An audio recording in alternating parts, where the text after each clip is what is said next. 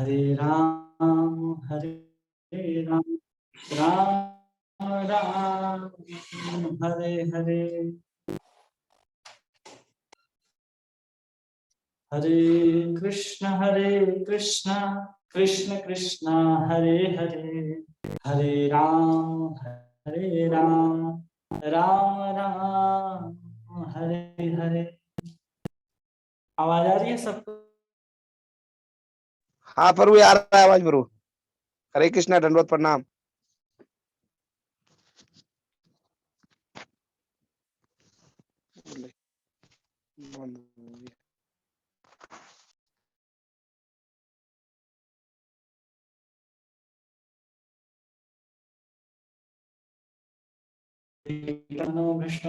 स्थापितं येन भूतले स्वयं रूपकदा मह्यं ददाति स्वपदान्तिकम्।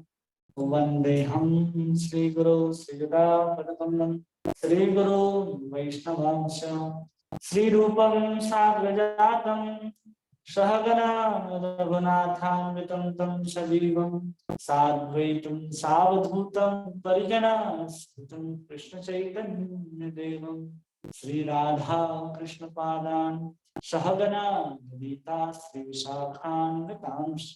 हे कृष्ण करुणा सिंधु दीनबंधु जगतपते गोपेश गोपी राधा कांत तप्त कांचन गौरांगी राधे परमेश्वरी वृषभान सुते देवी प्रणमामि।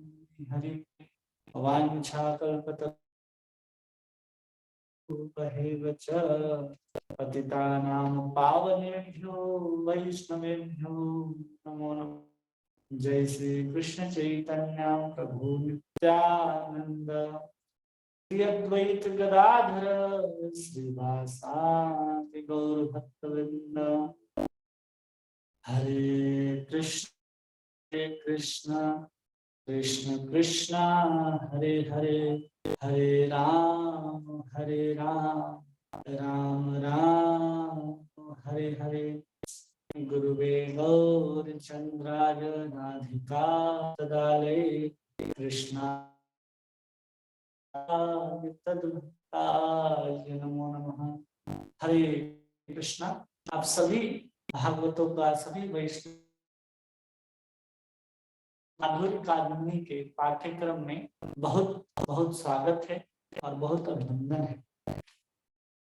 आज हम लोग माधुर्य कादम्बनी के तृतीय अमृत वृष्टि के ऊपर हम लोग देखने का प्रयास करेंगे कि आखिर क्या है।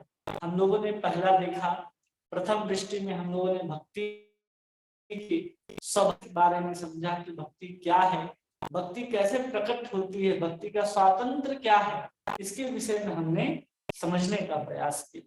और इसके बाद हम लोग क्या समझेंगे, हम लोगों ने द्वितीय वृष्टि हम लोगों ने देखा बहुत सुंदर तरीके से कि भजन की क्रिया क्या होती है, साधु संग क्या होता है, भजन की क्रिया क्या होती है। इसको हम लोगों ने द्वितीय वृष्टि में देखा कि दो प्रकार की भजन क्रिया होती है।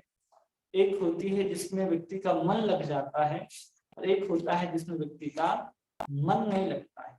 उसको हम लोगों ने क्या कहा, शास्त्र के भाषा में कहते हैं उसको कि वहां पर विश्वनाथ चक्रवर्ती ठाकुर ने उनको कहा एक भजन क्रिया होती है जिसमें व्यक्ति का मन लग जाता है और दूसरी होती है मन नहीं लगता। इसको नाम देते हैं अनिष्टता और निष्ठिता। दो प्रकार की भजन की शैली को उन्होंने बताया कि दो प्रकार की भजन की क्रिया होती है। और उस दो प्रकार की भजन क्रिया के बाद अभी हम लोग तृतीय वृष्टि में हम लोग जो समझ रहे थे कि अनेक अनेक प्रकार की, जैसे हम लोग कह रहे थे ना कि जब भक्ति का बीज हम लोग आरोपण करते हैं और आरोपण करने के बाद हम जब उसमें श्रवण कीर्तन रूपी जल डालते हैं, तो श्रवण और कीर्तन रूपी जब हम लोग जल डालते हैं उसमें, तो उसमें भक्ति लता के अलावा भी बहुत सारे उपशाखा भी निकल आते हैं, बहुत सारे उपशाखा निकल आते हैं जो बाद में जाकर के क्या करते हैं, उस भक्ति रूपी वृक्ष को ढक देते हैं। वही कहते हैं ना, किंतु यदि लतार उठे उपशाखा, भक्ति मुक्ति वांछा जत असंख्य तार लेखा, ये बहुत सारे हो सकते हैं। जैसे खरपतवार को कोई गिनता नहीं है और गिन भी नहीं सकता कि आखिर है क्या, देखने में वैसे ही दिखाई देते हैं। कुछ अगर बीज बो दीजिए अगर आप खेत में, तो जो खरपतवार होते हैं वो आपके मेन जो पौधे होते हैं, मेन जो आपका वृक्ष है, उसके जैसा ही वो दिखाई देता है। इसलिए हम कई बार भक्ति करते करते समझ नहीं पाते कि उपशाखा निकल रहे हैं या भक्ति का ही प्रतिष्ठा संपत्ति ये सब बढ़ने लग जाता है, तो हम लोग क्या सोच लेते हैं कि हम लोग भक्ति कर रहे हैं और भक्ति ही इस परिणाम को दे रही है। वास्तव में भक्ति का परिणाम धन संपत्ति मान प्रतिष्ठा ऐश्वर्य ये सब नहीं है, ये तो उसके मतलब एक साइड इफेक्ट की तरह समझ सकते हैं, वो अपने आप आते हैं। भक्ति के वो सद्गुण है, जो सद्गुण हम लोगों ने पढ़ा, क्लेशाग्नि और सुबधा, उस सुबधा के रूप में वो सब हमारे सामने प्रकट होते हैं। और वो जो अनर्थ है, जो उपशाखा है, उसको अनर्थ कहा गया है। अब उसी भजन क्रिया में जो कितने प्रकार के अनर्थ होते हैं, इसका वर्णन यहाँ पर किया जा रहा है। तृतीय वृष्टि में 4 प्रकार के अनर्थों का वर्णन है। कितने प्रकार के अनर्थों का? प्रकार के अनर्थों का। इसको एक एक करके हम लोग लिख लेंगे तो हम लोगों को समझने में भी आसानी होगी। और जब हम लोग भजन करते हैं तो उसमें कितने प्रकार के अनर्थ होते हैं और उस अनर्थों में हम लोग कैसे फंस जाते हैं, कैसे उलझ जाते हैं, जिससे हमारे भजन क्रिया में बाधक पड़ते हैं। ये सब अनर्थ क्या है? जो हमारे भजन क्रिया में बाधा दे, उसको ही हम लोग कहते हैं अनर्थ, जिसका कोई अर्थ नहीं होता है। अनर्थ का मतलब क्या होता है? जिसका कोई अर्थ नहीं होता है। और अर्थ का मतलब क्या होता है? फिर अर्थ का मतलब होता है कि परमार्थ, मतलब कृष्ण प्रेम, कृष्ण प्राप्त हो, उसको हम लोग अर्थ कहते हैं। हम लोग जिसको कहते हैं ना धन संपदा गाड़ी बंगला, ये सब तो हम लोग अर्थ मान लेते हैं। वास्तव में ये सब अर्थ नहीं है, ये सब अनर्थ है। अर्थ तो केवल और केवल किसका है? केवल और केवल भगवान की वस्तु का है। परमार्थ की वस्तु को ही अर्थ कहा जाता है और बाकी के सब कुछ अनर्थ ही कहते हैं। तो इस अनर्थों के बारे में हम लोग चर्चा करने का प्रयास करेंगे। 4 प्रकार के अनर्थ मुख्य रूप से वर्णन किए गए। एक को कहते हैं दुष्कृति जात अनर्थ, दूसरे को कहते हैं सुकृति जात अनर्थ, जो हमारे सुकृतियों से अच्छे कर्मों के कारण जो उत्पन्न होते हैं या सकाम कर्मों के कारण जो उत्पन्न होते हैं। और तीसरा है अपराध जनित अनर्थ। बहुत सारे अपराध होते हैं, उस अपराधों के कारण जो अनर्थ है, उस अनर्थों को हम लोग अपराध जन अनर्थ बोलते हैं। और फिर कहते हैं भक्त युक्त अनर्थ। 4 प्रकार के अनर्थ मुख्य रूप भजन जीवन में बाधा पहुंचाते हैं। हम लोगों ने जो 4 प्रकार के भजन प्रणालियों को पढ़ा, जिसमें हम लोगों ने देखा कि विषय सारण भी होता है और बहुत सारे हम लोग ये भी नियमों को ले लेते हैं, अति नियम का पालन करने में कभी हमारा मन लगता है घन तरल की अवस्था हो जाती है, तार तरंगणी की अवस्था हो जाती है। ये सब हम लोगों ने पढ़ा। तो वो क्या है? हमारी भजन की अवस्था है। लेकिन जब हम उस अवस्था को पार कर जाते हैं, उस तार तरंगणी और घन तरला और विषय सारंग, ये सब अवस्थाओं को जब पार करके उस अनिष्ठता भजन से उठ करके जब हम निष्ठिता भजन में आ जाते हैं, जहां हमारा मन बिल्कुल शुद्ध और पवित्र रूप से भगवान के नामों का कीर्तन करने में लगा हुआ है, तो उस समय क्या होता है? तब जाकर के 4 प्रकार के अनर्थ जो हैं आपके भजन मार्ग में आकर के आपको परेशान करते हैं। जहां आप भजन करने के लिए तो प्रयत्न करते हैं, लेकिन यही सब कारणों के कारण आप भजन नहीं कर पाते। तो उन्हीं 4 कारणों का यहाँ पर वर्णन किया गया है, जिसमें सबसे पहले कहा जाता है कि दुष्कृति जात अनर्थ, जो हमारे दुष्कृतियों से उत्पन्न होते हैं। फिर सुकृति जात अनर्थ, जो हमारे पुण्यों से उत्पन्न होते हैं। फिर अपराध जनित अनर्थ, जो हमारे अपराध के कारण उत्पन्न हो जाते हैं। और भक्ति युक्त अनर्थ, जो हमारे कुछ न कुछ भक्ति के ऐसे अंग होते हैं, जिसके कारण भी कुछ ऐसे अनर्थ जो हैं हमारे सामने प्रकट हो जाते हैं। ऐसे भी अनर्थ होते हैं। इसलिए इन सब अनर्थों को हमें समझना होगा, तब जाकर के हम इस अनर्थों से बचने का प्रयास करते हैं। जैसे वहां तो भजन की अलग अलग जो प्रक्रिया थी उसमें हम भजन करते करते ऊपर उठेंगे, लेकिन इस सब में क्या करना है, हमको स्पष्ट रूप से ये जितने भी अनर्थ हैं इन अनर्थों से ही बचने का प्रयास करना है। तो हमने बताया सबसे पहले कि अनर्थ का मतलब होता है जिसका कोई अर्थ ना हो, उसको अनर्थ कहा जाता है। और अर्थ किसको कहा जाता है, परमात्मा वस्तु को ही अर्थ कहा जाता है। और कृष्ण प्रेम के संबंधित बातें हो, जहाँ कृष्ण संबंधित बात हो तो ही हम लोग क्या किसके नाम से जानते हैं, अर्थ के नाम से जानते हैं।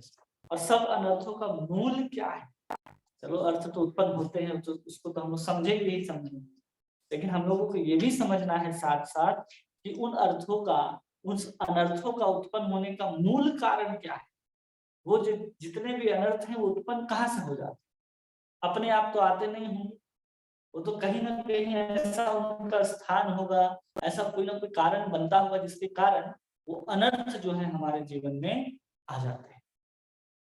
ठीक है, तो सबसे पहले यहाँ कारण बताते हैं कि अगर कोई भोग की कामना रखता है अपने जीवन में, अपने हृदय के अंदर भोग की कामना रहता है, तो ये भोग की कामना उसके जीवन में अनर्थों को लेकर के आती है। वही जो कामना है अनर्थ के मूल बनती है, वही जड़ के स्वरूप में बनती है, जिसमें हम स्वयं को इंद्रिय भोगों के द्वारा या अन्य किसी भोग के द्वारा तृप्त करना चाहते हैं, इसको स्वयं को भोगना चाहते हैं, तो वो अनर्थ का मूल बनती है। जिसमें अगर व्यक्ति के अंदर मुक्ति की भी कामना है, उसके अंदर मुक्ति की भी कामना है, तो समझना चाहिए कि वो कहीं ना कहीं उस अनर्थ के चक्कर में फंस जाएगा। भजन में वो बाधा पड़ेगा, जिस भजन में कृष्ण प्रेम की बात हो, जिस भजन में कृष्ण प्राप्ति की बात हो, वहां पर मोक्ष जैसे तत्व को भी छोड़ देना चाहिए। इसलिए भक्ति और भागवत धर्म ही अत्यंत अद्भुत और शक्तिशाली साधन है। अगर कोई व्यक्ति इस अनर्थों से निकलना चाहता है, उस परमार्थ को प्राप्त करना चाहता है, उस अर्थ को प्राप्त करना चाहता है, जो वास्तव में हमारे लिए है, भगवान की प्रेमा भक्ति है, तो ही अर्थ को प्राप्ति कराने में क्या कौन सा साधन सबसे श्रेष्ठ है, केवल और केवल भक्ति ही एकमात्र श्रेष्ठ है। उसके अलावा कोई और अन्य साधन द्वारा परम अर्थ को परमार्थ को कर ही नहीं सकते। भागवत में कहते हैं 11वें स्कंद में, श्रुतो अनपठितो ध्यातः अधृतो वानुमोदितः सद्यो पुनाति सद्धर्मो देव विश्वद्रोही। कहते हैं कि जिसके श्रवण करने से, वाणी उच्चारण करने से, चित्त में स्मरण करने से और हृदय से स्वीकार कर लेने से, इसका पालन करने या फिर कोई इसका पालन करने जा रहा है, उसका अनुमोदन करने से, कहते हैं कि वो मनुष्य कितना क्यों ना हो परम पवित्र हो जाता है। क्या क्या करने से, श्रुतो अनुपठितो ध्यायेत अधृतो वानुमोदितः। क्या क्या करना होगा, सिर्फ और सिर्फ जो कथा कही जाती है कृष्ण के प्रति, उस कथा को श्रवण कर ले अपने कानों के द्वारा। पहला काम क्या कह रहे हैं, श्रुतो, फिर कहते हैं अनुपाठितो। अब जो सुन रहे हैं उसको हम लोग क्या करें, फिर से दोहराएं, जिसको कीर्तन कहते हैं या उच्चारण कहते हैं दोबारा, उसको अनुपाठितो ध्यातः, ध्यान करना भगवान की उन लीलाओं का, गुणों का, नाम का अगर हम चित्त के द्वारा, हृदय के द्वारा क्या करते हैं, उसका स्मरण करते हैं, और फिर कहते हैं अधृतो, उसे अगर कोई हृदय से स्वीकार कर लेता है, यहाँ जो कहा जा रहा है वो बिल्कुल सही है। किसी को कहा जाए हाँ भगवान का नाम लेना चाहिए, वो नकारता नहीं है, वो स्वीकार कर लेता है, भले वो नाम भगवान का नाम ले पाए या न ले पाए। अगर उस चीज को केवल स्वीकार भी कर लेता है कि हमें ये चीज करना चाहिए, और फिर कह रहे हैं वानुमोदितः, अगर कोई इसको करने जा रहा है, कोई भगवान की कथा को सुनने जा रहा है, कोई भगवान की कथा को गाने जा रहा है, उसको कोई ऐसे अनुमोदित हाँ जो कर रहे हो श्रेष्ठ है, उसके अनुमोदन करने मात्र से लोगों को क्या कह रहे हैं यहाँ पर कि उसी क्षण वो पवित्र हो जाएगा, भले ही वो ही क्यों ना हो। इतनी सत्यता है भक्ति। तो अनुमोदन करने से कोई पापी से पापी व्यक्ति है, अगर आप हरिनाम संकीर्तन कर रहे हैं, पुस्तक वितरण कर रहे हैं, किसी को हरिनाम का प्रचार कर रहे हैं और कोई से अनुमोदन कर दे, हाँ बहुत अच्छा काम कर, तो किसी प्रकार से उसको प्राप्त हो गया, वो सुकृति प्राप्त हो गई कि अब वो भजन में आ सकता, वो संसार का सबसे पापी होने के बाद भी परम पवित्र हो सकता है। इस चीज को यहाँ पर बता रहे हैं। इसमें जो भक्ति है उसके अंदर इतनी सामर्थ्यता है, इसलिए हमें भक्ति को स्वीकार करनी होता है ना कि आप कुछ कर जाते हैं तो दिया जाता है, अरे आपका काम करने जब कुछ क्या है ये सब, भगवान नहीं होते, भक्ति नहीं होता, क्या आप दिन भर कहते हो, जो इस तरह का बात वो समझिए कितना पापी है। लेकिन पाप भी अगर वो सिर्फ अनुभव है कि हाँ अब हम जो करने जाए उसका हम समर्थन करें, केवल हृदय से कहे नहीं जा, हृदय के अंदर भी अगर अनुमोदन करना है तो यहाँ जो परम पवित्र हो जाता है, ऐसा है। इसलिए कहते हर किसी को अपनाना, जो भागवत में लिखे गए शब्द हैं शब्द को सहज स्वीकार किया जा रहा, तो यहाँ कथा भगवान का है, तो ग्रहण करने से ही पूरे संसार और यहाँ तक कि भगवान का भी द्रोही उसको कहा जाता है पवित्र हो। और उसी को यहाँ पर उत्तम दास ठाकुर बताते हैं, अंतर आए नहीं आए ही से भाई, और कहते हैं बाद भी हम भक्ति का सब कुछ करते हैं, उसके बाद कहते हैं यहाँ पर कि हमारे अंदर जो अनर्थ है वो दूर नहीं होता। वो क्या है, वो अनर्थ कभी भी दूर नहीं होता है। ये सबसे बड़ा भय का, हम उसके इतना सब कुछ उसका वर्णन है कि केवल और केवल अनुमोदन करने मात्र से, स्वीकार कर लेने मात्र से परम पवित्र हो जाता है। उसके बाद भी हमारे अंदर ये डर बना हुआ रहता है कि ये अनर्थ दूर नहीं हो रहा। तो ये अनर्थ आते कहाँ से हैं, दूर नहीं होते हैं। इतना भक्ति की महिमा है कि अनर्थ उत्पन्न ना होने दे, लेकिन ये सब अनर्थ उत्पन्न कहाँ से हो जाते हैं, उनके बारे में हम लोग यहाँ पर चर्चा करेंगे। ठीक है, तो सबसे पहले हम लोग देखेंगे दुष्कृति जात अनर्थ। हम लोग जो पूर्व जन्म में या इसी जन्म में जो हम लोग पाप कर्म किए हुए रहते हैं, उसके परिणाम स्वरूप क्या होता है कि हम लोग जो दुखजनक विषय हैं उसके अंदर अभिनिवेश कर जाते हैं, उसी को हम लोग ग्राह्य करने का, उसको पकड़ने का प्रयास करते हैं। जो पापी व्यक्ति होगा उसको बोलिए ये अच्छा चीज है, इसको स्वीकार करो, ये अच्छा चीज है, इसको खा लो। नहीं, देखिएगा कहाँ मांस बिकता है, कहाँ शराब बिकती है, कहाँ पर नशे करने की सामान बिकता है, वो वहां पर जाएगा। वो कभी भी ये नहीं सोचेगा कि अरे कि हम कौन व्यक्ति हैं, क्या करना चाहिए। क्यों? उसके अंदर पाप इतना भरा होता है कि दुख उत्पन्न करने वाले जितने भी वस्तु हैं उन वस्तुओं के पीछे पीछे भागे, और कोई भी ऐसा वस्तु नहीं है जिसके पीछे वो भागे, केवल और केवल उन्हीं सब वस्तुओं के पीछे भागेगा। न चाहते हुए भी जो पापी व्यक्ति है वो शराब पिएगा, न चाहते हुए भी मांसाहार करेगा, न चाहते हुए भी गलत काम करेगा। ये सब काम करते हैं जो जन्म से ही या पूर्व जन्म से ही उनके जो संस्कार होते हैं वो इतने बुरे पड़ जाते हैं उनके हृदय के अंदर, तो चाह करके भी अच्छे वस्तुओं का चुनाव या अच्छे वस्तुओं का उपभोग नहीं करना चाहिए या नहीं कर पाते। तो उसके कारण क्या होता है कि हमेशा दुख उत्पन्न करने वाले जितने भी विषय हैं, जो दुख जब उत्पन्न करने वाले हैं, उनके अंदर ही उनकी वृत्ति जाती है, मन उधर ही दौड़ता है, बुद्धि उसी में लगती है। ऐसा हम लोग संसार में तमाम तरह के लोगों को देखते हैं। जो भक्ति में नहीं है उस सारे लोगों को हम लोग देखेंगे तो सब के सब वही काम को कर रहे हैं। और जो भक्ति में आ गया उसके ऐसा नहीं सिर्फ पाप ही पाप होंगे और पुण्य ही पुण्य होंगे, ऐसा नहीं। हर व्यक्ति के साथ पाप और पुण्य लगा हुआ है। तो हमारे साथ जो पाप हैं उन्हीं पापों के कारण हम कभी कभी क्या करते हैं, उन गलत कार्यों में, उस गलत संग में चले जाते हैं। कभी भी हम ऐसा नहीं सोचते और हमें अनुभव भी नहीं होता कि ये गलत, जिसको हम लोगों ने द्वितीय वृष्टि जब हम लोग पढ़ रहे थे तो वहां हमने क्लेश की चर्चा की थी। क्लेश होते हैं, कितने प्रकार के क्लेश होते हैं हमने बताया था। तो उसमें हम लोगों ने पढ़ा था कि हम लोग उस क्लेश के कारण क्या करने लग जाते हैं, हम उसमें राग करने लग जाते हैं, उससे द्वेष करने लग जाते हैं, अविद्या हो जाती है, अस्मिता हो जाती है। 5 प्रकार के क्लेशों को हम लोगों ने पढ़ा। राग किससे होता है, जिससे हमको लगता है कि हाँ ये मेरा है, जब अभिमान हो जाता है ये मेरा है, तो उसके कारण हम लोग क्या कर लेते हैं, उससे राग कर लेते हैं। जो हमको दुख देता है उससे द्वेष कर लेते हैं। इस तरह का भावना लेकर के अपने जीवन में जीते हैं। क्लेश को हम दृष्टि में विस्तार से पढ़ा था। तो यहाँ जहाँ पर मेरा का जड़ीय अभिमान व्यक्ति के अंदर आ जाता है और उसके प्रति भोग की जो वासना जग जाती है वही राग कहलाता है।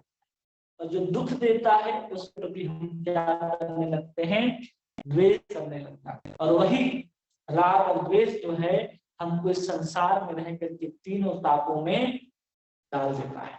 आदि दैविक हो, आदि भौतिक हो, चाहे आदि आध्यात्मिक ताप हो, तीनों तापों में हम लोग ग्रसित हो जाते हैं। न चाहते हुए भी हम लोग उसमें पड़े रहते हैं, जिसका चर्चा हम लोगों ने विस्तार से पहले कर चुके हैं। तो हम लोग इसको आराम से समझने का प्रयास करेंगे। और अभिनिवेश हो जाता है, प्रबल संस्कार के कारण हृदय में एकदम सूल की तरह गड़ जाता है। तो हम चाह करके भी इस अनर्थों से नहीं पाते। अपने पाप कर्म संस्कार के कारण हम जानबूझ करके उन दुखों में, उस संस्कार में, उस विषय में पढ़ते रहते हैं। इसको कहते हैं दुष्कृति जात, जिसके कारण हमारे भजन में रुकावट आता है। कभी कभी हम लोग देखते हैं ना चाहते हुए भी हम लोग गलत कार्य में लग जाते हैं, ना चाहते हुए भी हम ऐसा क्या करते हैं कि ऐसा कुछ अनर्थ हो जाता है।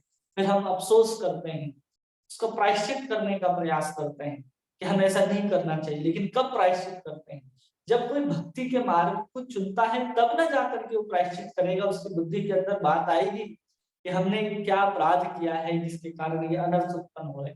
जब वो भजन करता है, मार्ग में कुछ बाधाएं आती हैं, तब समझ में आता है कि हाँ हम भजन कर रहे हैं और बाधाएं आती।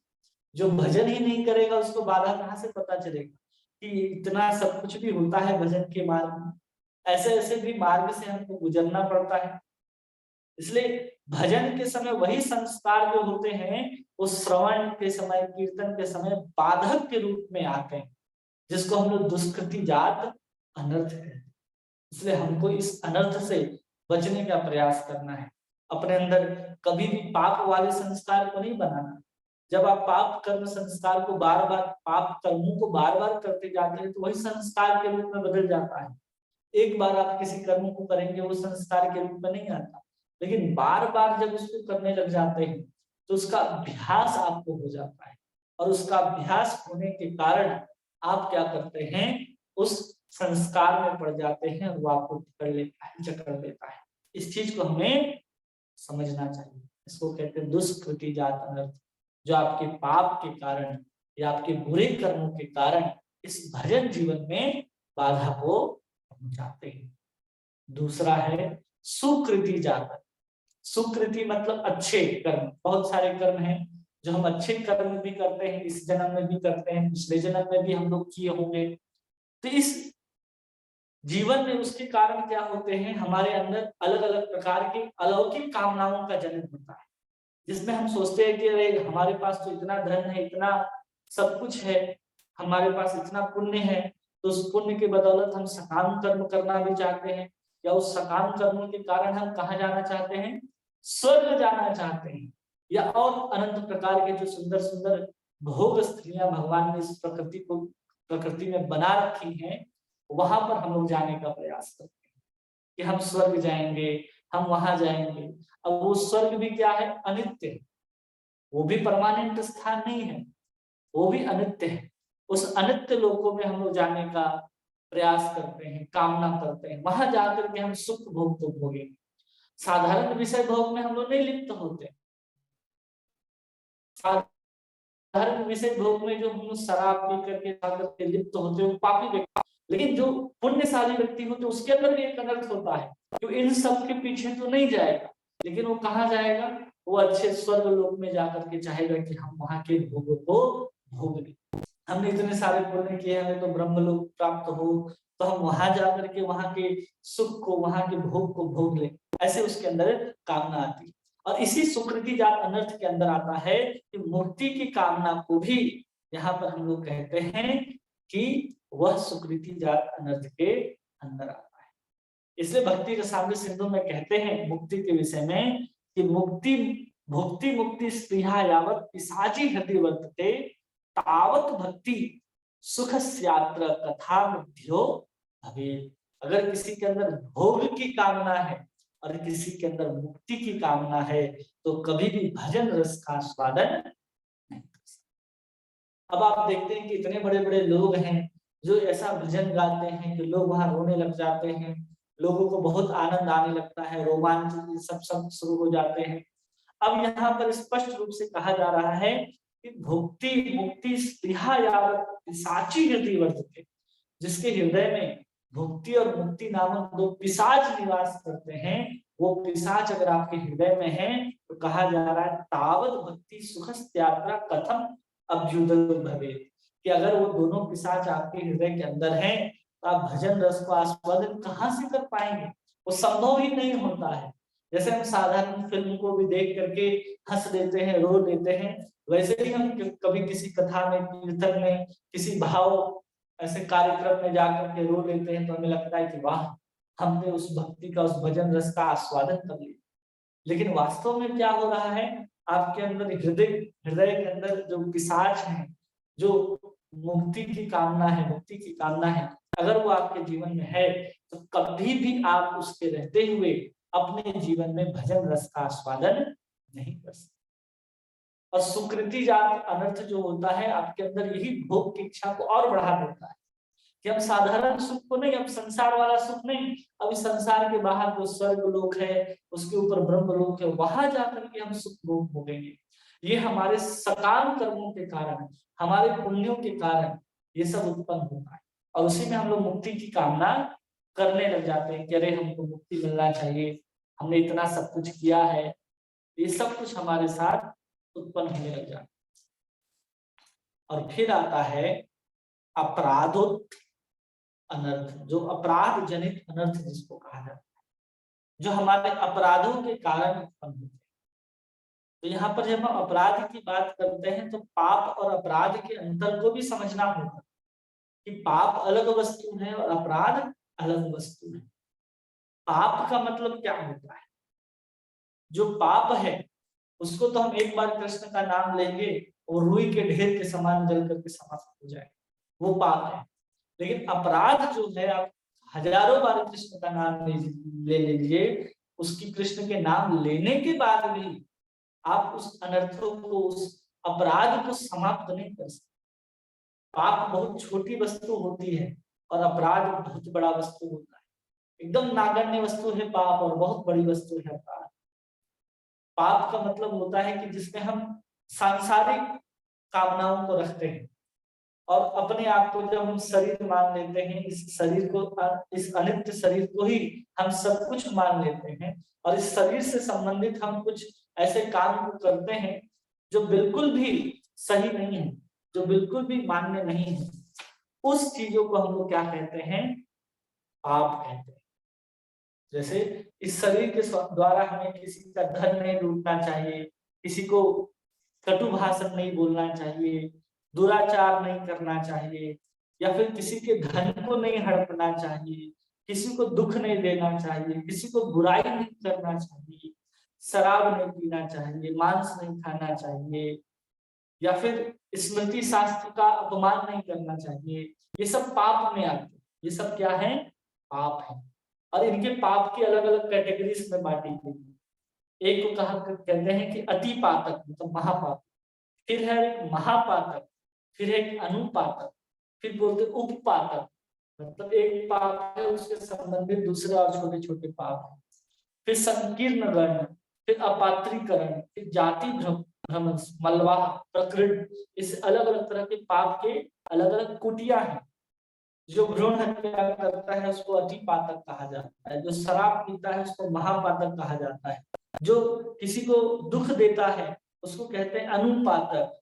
और फिर अगर कोई किसी की बुराई करता है तो उसको कहते हैं मलावह, कि हम किसी के मल को चाट रहे हैं, किसी की बुराई करके उसको कहते हैं मलावह।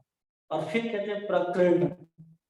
प्रकृण मतलब होता है अभक्ष्य वस्तु, जो हमको खाना नहीं चाहिए। तो इस तरह के पाप को अलग अलग कैटेगरीज में बांटा गया है, जिसको हम लोग पाप कहते हैं। तो पाप क्या है कि हमारे अनात्म वस्तु मतलब हमारे शरीर से संबंधित जो कुछ भी वर्जनीय है, जो कुछ भी निंदनीय है, उन सब कर्मों को जब हम करते हैं तो स्पष्ट रूप से उसको हम पाप कहते हैं। उसको क्या कहते हैं? पाप कहा जाता है। जो हमारे किससे संबंधित है? मन से संबंधित है, वस्तु को यहाँ पर पाप कह करके हमारे आचार्य लोगों को समझा रहे हैं। ये सब पाप कहलाते हैं। अनात्म वस्तु, ये शरीर क्या है? अनात्म वस्तु। हम शरीर नहीं है, हम आत्मा हैं, लेकिन हम इस शरीर के कारण हम शरीर को सब कुछ समझ लेते हैं। शरीर को सुखी करने के लिए हम किसी को दुख देते हैं, किसी का धन हड़प लेते हैं, किसी का चोरी कर लेते हैं, किसी को हत्या करके हम उसका भोजन ग्रहण करते हैं, किसी पशु को मार करके हम खाते हैं। ये सब क्यों है? इस शरीर को महत्व देने के कारण है। और जब हम इस शरीर को महत्व दे करके इसके अनुकूल निंदनीय जब कर्म करते हैं तो सब पाप कहते हैं। और अपराध किसको कहा जाता है? कि आत्म वस्तु से संबंधित जो कुछ भी निंदनीय कर्म है वो सब अपराध आत्मा से संबंधित होने चाहिए। वो सब किससे संबंधित होने चाहिए? आत्मा से संबंधित होने चाहिए। और आत्मा से संबंधित वस्तु क्या है? भगवान का के प्रति अश्रद्धा, भगवान के भक्तों के प्रति द्वेष करना, साधु का निंदा करना, शास्त्रों का निंदा करना, ये सब क्या है? ये सब आत्म वस्तु के प्रति निंदनीय अपराध, निंदनीय कर्म है जिसको अपराध करते हैं। ये सब क्या है?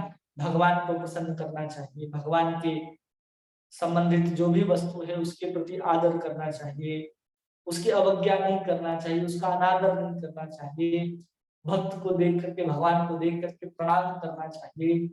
ये सब जब हम नहीं करते हैं सब अपराध की गिनती में आते हैं। इसमें शरीर का कोई संबंध नहीं, यहाँ पर आत्मा का संबंध। इसमें अपराध का मतलब होता है अपराध। राध मतलब दूर करना। जब हम इस तरह के कार्यों को करते हैं तो भगवान से हम दूर हो जाते हैं अपराध के कारण। और पाप से हम क्या होते हैं? उस पाप की सजा के लिए हमको नर्क जाना पड़ता है। और नर्क से आपको बचना है तो आप भगवान का नाम लेंगे तो आप नर्क से बच जाएंगे।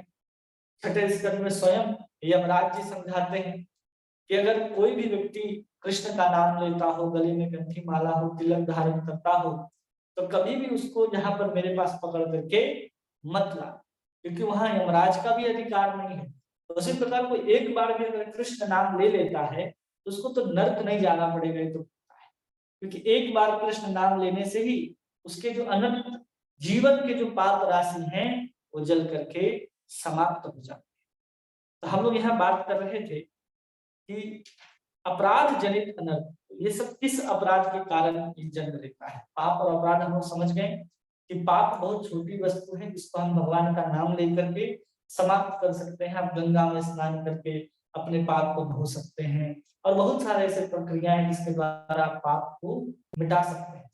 उसी प्रकार एक भगवत नाम एक बार आप कृष्ण लेंगे तो इतने जन्म के पापों को मिटा सकता है कि एक भी जीव के पास इतना सामर्थ्य नहीं है कि उतने पाप को दोबारा कर सके। इसलिए एक बार कृष्ण नाम लीजिए, सब पाप मिट जाएंगे। लेकिन आप बहुत बार नाम लेंगे उसके बाद भी जो आपने भगवान के प्रति ये सब जो अपराध किया है उस अपराध का मोचन नहीं होता है। इसलिए हमें इन चीजों से बचने का प्रयास करना चाहिए। और इसी अपराध के विषय में विस्तार रूप से यहाँ पर चर्चा करते हुए समझाते हैं चैतन्य चरितामृत का उदाहरण लेकर के। एक कृष्ण नाम करे सर्व पाप नाश। क्या कह रहे हैं यहाँ पर? एक कृष्ण नाम करे सर्व पाप नाश। प्रेमेर कारण भक्ति करे ना प्रकाश। और प्रेम का कारण जो भक्ति है उसका प्रकाश करती है। प्रेमेर उदय है प्रेमेर विकार। और प्रेम से उत्पन्न होते हैं प्रेम के विकार। विकार क्या है? स्वेद कम पुलक आदि गदगद अश्रु उधार। कि हमारा स्वेद जो है पसीना निकलने लग जाएगा, हम कांपने लग जाएंगे, रोए खड़े हो जाएंगे और गदगद हो जाएंगे, आंख से आंसू की धारा गिरने लगेगी। अनायासे भव क्षय कृष्णेर सेवन, और अनायास ही हम इस भव सागर से पार करके कृष्ण की सेवा में लग जाएंगे। फिर कहते हैं एक कृष्ण नामेर फले पाई एक धन, एक बार कृष्ण नाम लेने का इतना बड़ा धन। क्या क्या है? एक बार कृष्ण का नाम लेने से जितने भी पाप हैं वो सब समाप्त हो जाते। दूसरा कि प्रेम का कारण जो भक्ति है उदय हो जाती है, और भक्ति उदय होने के साथ साथ उसके अंदर जो प्रेम के विकार हैं वो उत्पन्न हो जाते। और चौथा, तो कृष्ण प्रेम को प्राप्त करके इस भव सागर से पार करके कृष्ण के सेवन में भगवत धाम पहुंच जाते। एक बार कृष्ण नाम लेने का, एक बार सिर्फ कृष्ण नाम। और हम लोग कितने बार लेते हैं कृष्ण नाम? तो ऐसा क्यों नहीं होता है? उसी चीज को हम खुद कहते हैं, हे न कृष्ण नाम यदि लय बहु बार, यही कृष्ण नाम यदि बहु बार लेते हैं तबु यदि प्रेम नहीं, नहीं अश्रु उधार। कि इतने बार नाम लेने के बाद भी अगर हमारे आंख से आंसू की धारा नहीं निकलती, तब तब हम लोग को समझाते, तबे जानी अपराधे ताहते प्रचुर, कि तब जानिए कि आपके जीवन में जो अपराध है वो प्रचुर मात्रा में। इसलिए पाप जो है तुरंत नाश तो हो जाते हैं, लेकिन अपराध नाश नहीं होते। हमने कई बार ऐसे अपराध किए हुए जहां पर भगवान के भक्तों की निंदा, भगवान के प्रति अश्रद्धा, भगवान के प्रसाद के प्रति श्रद्धा, तीर्थ के प्रति सामान्य बुद्धि, ये सब अपराध को ही जन्म देने वाले हैं। और अपराध का मूल कारण हमने पढ़ा और समझा क्या है? हमारी भोगवासना। उसके कारण ही अनर्थ जो है उत्पन्न होते हैं। कृष्ण नाम बीज ताहे न करे अंकुर, अगर बहुत हमारे जीवन में पाप ही पाप भरे हैं तब जाकर के जो भक्ति का बीज है ना वो अंकुर नहीं हो पाता। यही अपराध के कारण। अगर अपराध से बचना है तब जाकर के हम क्या कर सकते हैं? उस तब प्रेम का विकास होगा, तब हमारे जीवन में श्वेत कम पुलक आदि गदगद सुधार तब हमारे तब जाकर के प्रकट होंगे। और अनायास से भव क्षय कृष्णेर सेवन, और अनायास ही हम भव सागर को पार करके कृष्ण के सेवन में पहुंच सकते हैं, सब नष्ट हो सकते हैं। लेकिन ये नहीं हो रहा है, कारण क्या? तबे जानी अपराधे ताहते प्रचुर, कि तब जानिए कि आपके जो अपराध हैं वो प्रचुर मात्रा में है। इसलिए हमारे अंदर कृष्ण नाम बीज ताहे न करें, इसलिए वो कृष्ण भक्ति का जो बीज है वो अंकुरित नहीं हो रहा है। वो अंकुरित तो होगा भक्त के माध्यम से, साधु संत के माध्यम से होगा, लेकिन अपराध से हम बचेंगे तब होगा। अब यहाँ पर उसी चीज को समझा रहे हैं कि भयंकर बाधा हमारे भजन में क्या है? यह अपराध है भयंकर। दुष्कृति जात अनर्थ से आप बच जाएंगे, सुकृति जात अनर्थ से आप बच जाएंगे। कैसे बच जाएंगे? केवल आपको गलत काम छोड़ना है तो आप सुकृति जात अनर्थ से छूट गए। अगर आपके अंदर भोग और मुक्ति की कामना को आप छोड़ देते हैं तो आप सुकृति जात अनर्थ से भी बच गए। आप इन दो अनर्थों से बच जाते हैं। लेकिन अपराध जनित जो अनर्थ होता है उससे बचने के लिए हमें क्या करना? उसके लिए भी हमें प्रयास करना है। तो यहाँ पर किस अपराध की बात कही जा रही है इसको ध्यानपूर्वक समझिए।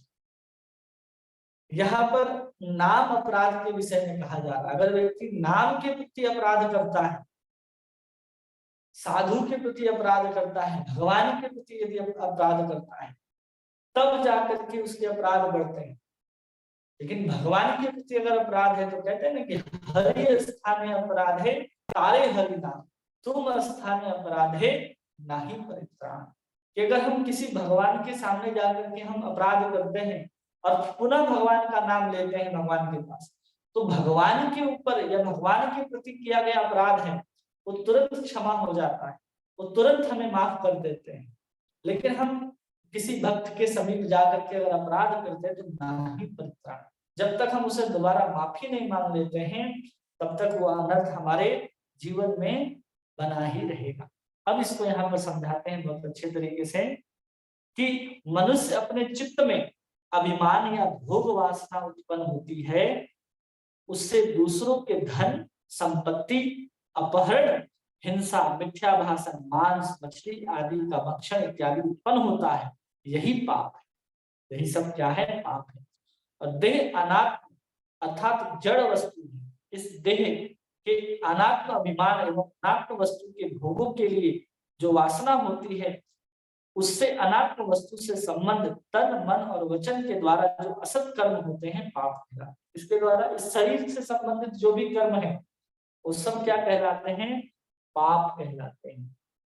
चाहे वो वचन के द्वारा हो, मन के द्वारा हो या कर्म के द्वारा हो, ये सब पाप कहलाएंगे।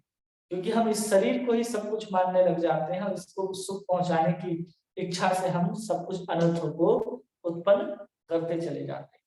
किंतु अगर हम अपराध को देखें तो अपराध जो है इस पाप से बहुत बड़ा चीज है, जिसमें अगर हम भक्ति पथ का अगर अवलंबन कर रहे हैं, भगवान के सुंदर श्रवण कीर्तन कर रहे हैं, सब कुछ कर रहे हैं, अनुष्ठान का पालन कर रहे हैं, और इन सबको करने के बाद भी हम लोग क्या करते हैं?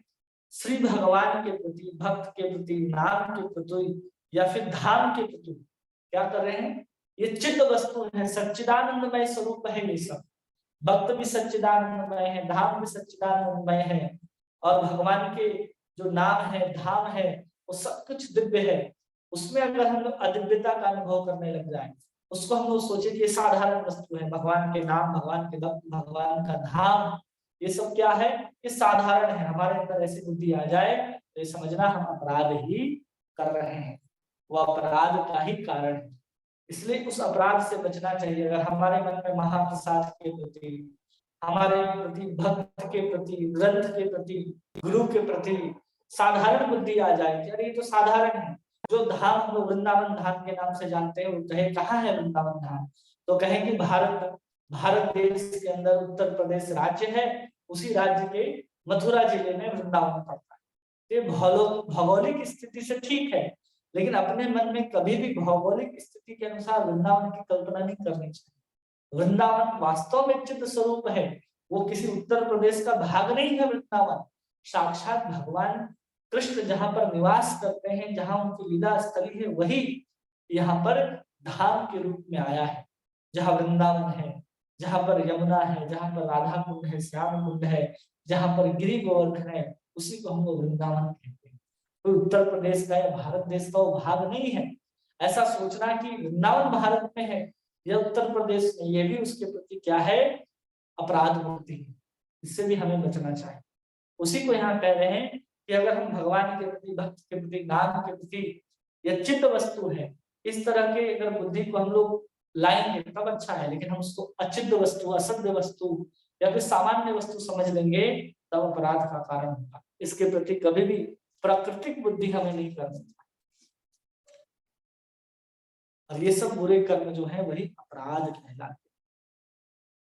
अब इसको समझाते हैं कि पाप का फल जो होता है वो शरीर से संबंधित होता है।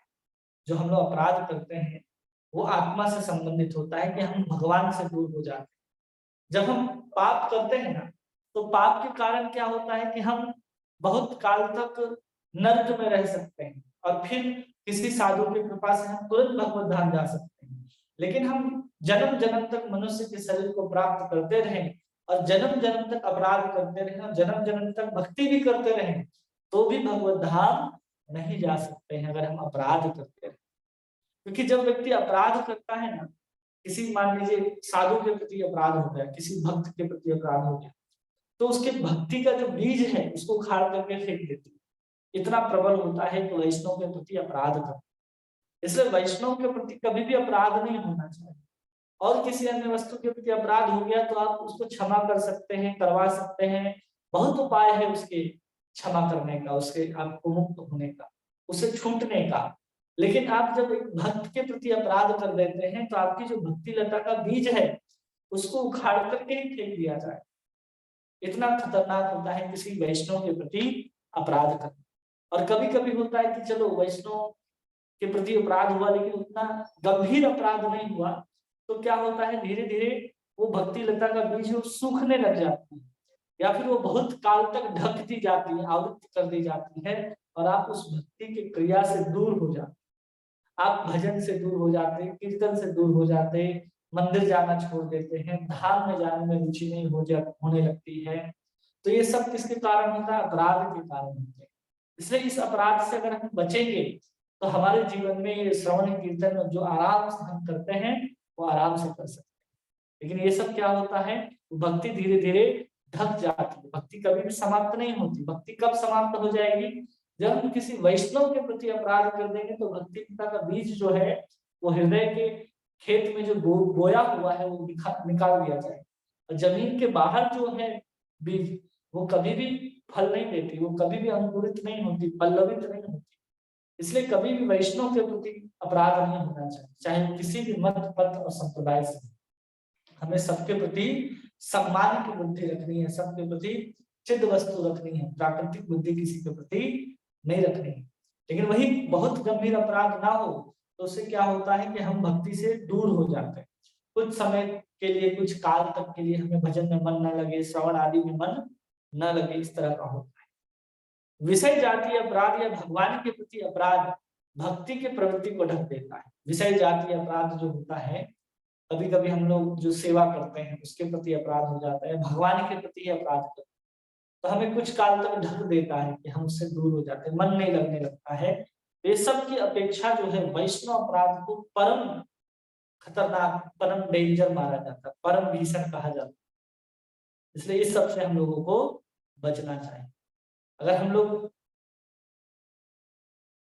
बुरे कार्य जो है ना, वास्तव में जो हम लोगों ने बुरे कार्य किए उन्हीं के कारण हम मनुष्य, गुरु को भी साधारण मनुष्य समझ लेते हैं, नाम को भी साधारण समझ लेते हैं। जैसे आपका और हमारा नाम है, वैसे ही हम भगवान कृष्ण के नाम को समझ लेते हैं। सब क्यों है? क्योंकि हम द्वेषात्मक बुद्धि के साथ हम बुरे कार्य में प्रवृत्त रहते हैं। जब हम कोई कार्य करते हैं तो ऐसा नहीं हम बहुत ये से करते हैं, द्वेष के कारण कई बार करते हैं। और संसार में आज के समय जितने भी कार्य हो रहे हैं वो सब द्वेष के कारण ही हो रहे हैं। इसलिए वो जो कुछ भी कर रहे हैं सब अपराध के श्रेणी में आते हैं, सब कुछ अपराध की श्रेणी में आते हैं। इसलिए कहते हैं यहाँ पर कि जो महापुरुष के प्रति आश्रयभूत है या फिर जो साधक है, अगर उसके प्रति कोई अपराध हो जाता है तो कहा जाता है कि मनुष्य अधम होने पर भी अपने को उत्तम समझने लगता है। अगर हम अपराध कर दिए हैं किसी वैष्णव के प्रति, भगवान के प्रति, भक्त के प्रति, तो छोटा सा जो भक्त है जब भजन के मार्ग में चल रहा है वो क्या समझेगा? वो अपने आप को ही बहुत श्रेष्ठ समझने लगेगा। है बहुत मूर्ख, लेकिन अपने आप को क्या समझेगा? बुद्धिमान समझने लगेगा। ये सब क्यों होता है? जो प्राकृतिक बुद्धि के द्वारा हर चीज को समझा सकता है, नाम को, गुण को, लीला को, विग्रह, तो उसके कारण। दूसरा होता है तो आचार्यों का, उन शास्त्रों की अवज्ञा को करना, उनकी बातों को जब नहीं सुनते अनाथ, जिसके कारण उनकी निंदा कर देते, जिसके कारण ये सब अपराध अनर्थ जो हमारे जीवन में आने लगता है। शास्त्र में महत् पुरुष कहने का क्या अर्थ है? जब हम लोग कहते हैं महत् पुरुष के प्रति अपराध नहीं होना चाहिए, तो महत् पुरुष का मतलब होता है आपके जो गुरुदेव हैं, वो कोई भी वैष्णव हो, वो भागवत धर्म आदि हो, वो सब कुछ जो है वो सब महत् तत्व के अंदर आते, उनके अंदर कभी भी प्राकृतिक बुद्धि नहीं करनी चाहिए और न उनके प्रति कभी भी अवज्ञा करनी चाहिए। अगर हम किसी के प्रति अवज्ञा करते हैं तो अवज्ञा करने के कारण क्या होता है कि अगर कोई वैष्णव आपको कोई बात कह रहे हैं, समझा रहे हैं, आपकी उसके प्रति श्रद्धा है और आप उसको मानने से इनकार कर देते हैं, समझने से इनकार कर देते हैं, या फिर आप उसका सम्मान नहीं देते, उसके प्रति जो सम्मान मिलना चाहिए, जो बात आपको कही जा रही है, समझाई जा रही है उसके प्रति, तो उसको भी यहाँ पर अवज्ञा के रूप में ही कहा जाता है। कि अगर आपने कोई वैष्णव साधु आपको बहुत अच्छी अच्छी बातों को समझा रहे हैं, सुना रहे हैं, लेकिन आप उसका क्या कर रहे हैं? बार बार उसको ध्यान पूर्वक नहीं सुन रहे हैं या फिर उसको अवज्ञा कर दे रहे हैं, तो सब किसके, या फिर उसको सम्मान नहीं दे रहे, तो सब अवज्ञा की दृष्टि में चला जाता है, सब अवज्ञा की श्रेणी में चला जाता है। इसलिए अपने आप को क्या करना है? इन अपराधों से बचाना है। इस अपराध के कारण क्या होता है? व्यक्ति जो है वो भगवान के नाम से, गुरु की सेवा से, वैष्णव को संतोष करने से दूर, बहुत दूर हो जाता है। राध में दूर हो, अपराध दूर हो, इसके हम किसी के साथ हैं उसके प्रति हम जब उस संतोष नहीं कर पाते तो अपराध लगता है। हम किसी साधु के पास संतोष हो, यहाँ कुछ कह रहा है तो हम श्रवण करें, भगवान है तो भगवान को भगवान के जैसा हम समझें, उनको साधारण मनुष्य नहीं समझे, जो अर्चन विग्रह की सेवा करते हैं उसको केवल पत्थर की मूर्ति ना समझ लें। तो ये सब क्या है, उसके प्रति सम्मान है। अगर हम उसको सम्मान देंगे तब उनको संतोष मिलेगा और उस संतोष के कारण हम उनके करीब रह सकते हैं। अगर हम ऐसा नहीं करते हैं तो हम उससे दूर हो जाते हैं, जिसको हम अपराध कहते हैं। और इसी को फिर यहाँ पर कहा जाता है कि अगर कोई भक्ति प्राप्त करना चाहता है तो भक्ति भगवत कृपा के बिना ये संभव नहीं। भगवान को प्राप्त करना चाहता है तो भक्ति भक्त और भगवत कृपा के बिना ये संभव नहीं। इसलिए इनके प्रति कभी भी अवज्ञा, अश्रद्धा, अनादर और निंदा नहीं करनी चाहिए। कौन कौन? सबसे पहले भक्ति, भक्त और कृपा, इनके बिना हम भगवत धाम नहीं जा सकते, भगवान को प्राप्त कर सकते। इसलिए इनके प्रति कभी भी अवज्ञा नहीं करना है। दूसरे, इनके प्रति अश्रद्धा नहीं रखना है। तीसरा, इनका कभी भी अनादर नहीं करना है। और चौथा, नहीं करना है। अगर 4 चीजों से बच जाते हैं तो हम अपराध जनित अनर्थ उत्पन्न होते हैं हमारे में, उस अनर्थों से हम बचाएंगे। कोई भी साधु वैष्णव आपके घर आए तो उसको आप साधारण मत समझिए। सबसे पहले तो हम किसी को समझ लेते हैं ये तो साधारण है, हम रहते हैं जैसे हम खाते वैसे ही उसको समझ लेते हैं। हाँ, वैसे ही शरीर है, वैसे ही जैसा शरीर आपका काम करता है वैसे ही भक्त का भी काम करता है, आपके गुरुदेव का भी, हमारे गुरुजन का भी वैसे ही कार्य करता है। लेकिन फिर भी जब हम उसको साधारण प्राकृतिक बुद्धि रख लेते हैं तो अपराध का कारण बनता है। इस चीज से बचना। इसलिए हम लोग कहते हैं उसके प्रति अवज्ञा, अश्रद्धा, निंदा और नहीं करना है। ऐसा सोच उनका आदर हमें हमेशा करते रहना चाहिए। तो ये सब जो अनर्थ है वो सब अपराध के कारण उत्पन्न है, जो किसी साधु के प्रति हो, किसी चित्त वस्तु के प्रति जो हम निंदित कार्य कर देते हैं, जिसके कारण ये सब अपराध उत्पन्न हो जाते हैं। और ये अपराध नाम से संबंधित हो सकता है, वैष्णव से संबंधित हो सकता है, भगवान से संबंधित हो सकता है। लेकिन जब हम सेवा अपराध की बात करते हैं तो सेवा अपराध में इस अनर्थों की उत्पत्ति नहीं होती। अगर हम सेवा कर रहे हैं और सेवा करते के साथ हम भगवान का स्तुति, भगवान का स्तोत्र और भगवान का नाम ग्रहण करते हैं तो सेवा से उत्पन्न होने वाले जो अनर्थ हैं वो अपने आप धीरे धीरे समाप्त हो जाते हैं। इसलिए सेवा वाले अपराध से डरने की आवश्यकता नहीं है। हम लोग क्षमा याचना मंत्र जब कहते हैं, जब अर्चन विग्रह की सेवा करते हैं, हम लोग कहते हैं ना कि प्रतिज्ञाता गोविंदे नाम भक्त्या प्रणश्यति, उस जो हम क्षमा मांगने का जो मंत्र है उसमें हम जब पढ़ेंगे तो सबसे आखिरी में आता है कि तो प्रतिज्ञा गोविंदे नाम भक्त्या प्रणश्यति, कि आपका ही प्रतिज्ञा है गोविंद कि मेरे भक्त का कभी भी विनाश नहीं होता है। तो हम जब सेवा करते हैं तो सेवा के प्रति मान लीजिए अपराध हो जाता है, कभी अशुद्धि का अपराध है, कभी और बहुत तरह के 32 प्रकार के अपराध कहेंगे, उनमें कोई भी अपराध हो जाता है तो हम क्षमा मांग लेंगे, हम तुरंत अपराध से मुक्त हो जाएंगे। भगवान के प्रति स्तुति गा लेंगे, स्तोत्र गा लेंगे, भगवान का नाम कीर्तन कर लेंगे तो हम भगवान के प्रति किए गए सेवा अपराधों से मुक्त हो सकते हैं। लेकिन किसी भगवान को असाधारण समझ लेना, प्राकृतिक वस्तु समझ लेना, या फिर उनके वैष्णव को साधारण समझ लेना, इन सब के प्रति जब हम साधारण बुद्धि कर लेते हैं, उनके अवज्ञा अनादर कर लेते हैं तो बहुत भारी अनर्थों की उत्पत्ति हो जाती है। इसी के कारण यहाँ पर जो शब्द कहे जा रहे हैं कि यही अनर्थों के कारण हमारे अंदर अभी तक क्या हो रहा है कि ये सब जो कृष्ण नाम लेने से हमारे साथ आना चाहिए। एक बार कृष्ण का नाम लिए और हमें सब पाप करके नाश हो गए, कृष्ण का प्रेम जागृत हो गया, प्रेम के अष्ट सात्विक विकार उत्पन्न होने लग गए, ये भव सागर समाप्त हो गया और हम भगवान के धाम पहुंच गए। ये सब हो जाना चाहिए एक बार कृष्ण नाम लेने से, लेकिन नहीं होता। क्यों? कह रहे हैं कि ताहित जाने अपराध ताहित प्रचुर। हमारे जीवन में अपराध जो है वो प्रचुर मात्रा में होने के कारण हमारे जीवन में ऐसा नहीं होता है। इसलिए हम लोग अपराध जनित अनर्थ कहते हैं। लेकिन जो सेवा अपराध होता है, अगर उसमें हम भगवान का सेवा प्रतिदिन करते रहे, भगवान का नाम लेते रहे और भगवान का स्तुति गान कर दें तो सेवा के प्रति जो भी अपराध होते हैं वो सब समाप्त हो जाएंगे। तो हम लोग जल्दी से 2 मिनट में इसको पढ़ने का प्रयास करते हैं। कि पद्म पुराण के अंतर्गत 32 प्रकार के सेवा अपराध कहे गए हैं। वो सेवा अपराध कौन कौन है? पहला, पादुका पहन करके मंदिर में जाना, ये पहला अपराध है। दूसरा, सवारी में बैठ करके मंदिर में जाना, ये दूसरा सेवा अपराध है। तीसरा, इष्ट देव के उत्सव का निरादन या अनुष्ठान न करना, जैसे जन्माष्टमी आ रहा है, गोपाष्टमी आ रहा है, या फिर बहुत सारे ऐसे पर्व आते रहते हैं, उनका सम्मान न करना या फिर उसको न मनाना, ये सेवा अपराध कहलाता है। चौथा है, अभिष्ट देव के सम्मुख उपस्थित होकर के भी उन्हें प्रणाम न करना। हम भगवान के सामने गए हैं लेकिन भगवान को प्रणाम न करना, ये अपराध है।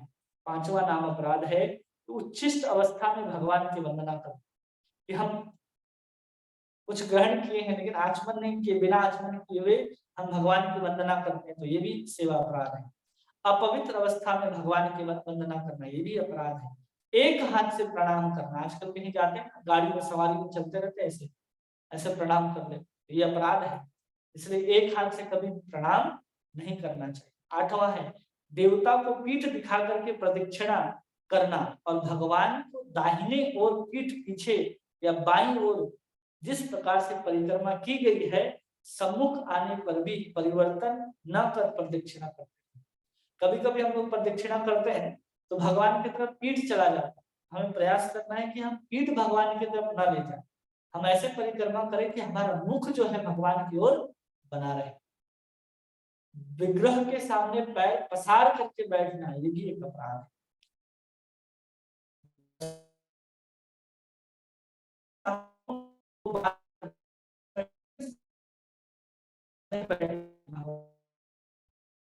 भगवान के आगे, भगवान के सामने सोना नहीं चाहिए। 12वां है उनके सामने भोजन करना, भगवान के सामने भोजन करना भी एक अपराध है। फिर है विग्रह के सामने मिथ्या भाषण करना, विग्रह के सामने अगर कोई मिथ्या भाषण करता है, झूठ बोलता है विग्रह के सामने, तो सेवा अपराध है। तो विग्रह के सामने उच्च स्वर से बोलना, अगर विग्रह के सामने कोई उच्च स्वर से अगर बोलता है तो उसको भी हम लोग अपराध की श्रेणी में डालते हैं। आपस में वार्तालाप करना, कि हम मंदिर में गए हैं लेकिन आपस में हम लोग कुछ और बात कर रहे हैं, भगवत लीला संबंधी अगर बात नहीं है तो भगवान के सामने बात करना भी अपराध है। विग्रह के सामने रोना, विग्रह के सामने भगवान के लिए न रो करके किसी अन्य वस्तु के लिए अगर हम रोते हैं तो सेवा अपराध। विग्रह के सामने किसी पर अनुग्रह या निग्रह करना, मतलब किसी को डांटना या फटकारना, या मंदिर में भगवान के सामने, मंदिर के गर्भगृह में आप हो, भगवान दर्शन दे रहे हैं और किसी भिखारी को आप दान दे रहे हो, तो ये भी नहीं करना चाहिए। या किसी के प्रति कठोर शब्द भी नहीं बोलना चाहिए। 18वां। 19वां, उनके सामने सेवा में कम्बल धारण करना, अगर उनके सामने है और हम सेवा कर रहे हैं भगवान की, तो आप कम्बल धारण नहीं कर सकते भगवान की सेवा। दूसरों की स्तुति करना, भगवान के सामने खड़े होकर के आप किसी दूसरे की स्तुति नहीं कर सकते। 22वां, अश्लील भाषण करना, अश्लील, वहां जब बात ही करना मना है तो आप अश्लील बात तो कर ही नहीं सकते। 23वां है अधो वायु का परित्याग करना, आप अधो वायु का भी परित्याग नहीं कर सकते। 24वां है सामर्थ्य रहने पर भी गौण उपचार से सेवा करना, अर्थात अर्चन के समय पुष्प, तुलसी, धूप, दीप, नैवेद्य आदि प्रधान सेवा के उपकरणों के अर्पण करने में सामर्थ्य रहते हुए भी जल आदि के गौण उपचार, मतलब जो षोडश उपचार कर सकते हैं वो भी क्या करेंगे, नहीं हम षोडश उपचार नहीं करेंगे, हम पंच उपचार करेंगे, हम केवल जल से अभिषेक करते हैं, हम केवल जल से स्नान करा देंगे भगवान को। नहीं, अगर आपके पास सामर्थ्य है, आपके पास भगवान के द्वारा दिया हुआ इतना धन संपत्ति है आपके पास, तो आपको तुलसी, धूप, जल, नैवेद्य सब कुछ अर्पण करना चाहिए भगवान, यानी कि है